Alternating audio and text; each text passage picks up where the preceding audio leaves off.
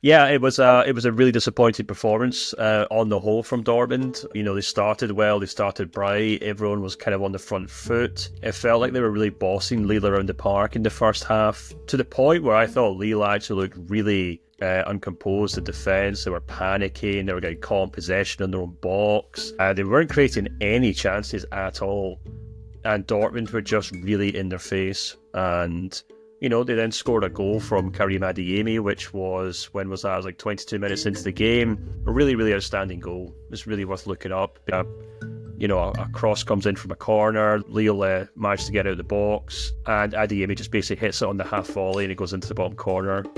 And it felt like everything was just going right for Dortmund. And then they get to half time, and Real were really hanging on at that point. Dortmund hadn't really created any clear-cut chances per se, but they were dominating on the park. And then, obviously, the Lille head coach must have been a huge, frustrating team talk.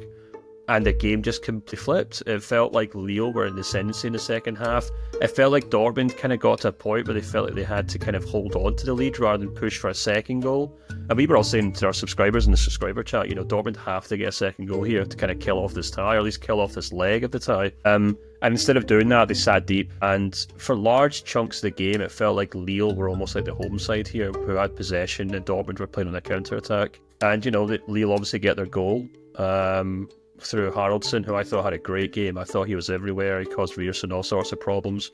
And, by the end of the match, we're probably quite happy to walk away with a 1-1 draw, to be honest. I mean, obviously they weren't, but in the way that second half was going, I think if it played for 20 minutes, you'd probably say Lille were the team who would have scored that second goal before Dortmund did. And ultimately a really frustrating night for Niko Kovac's side.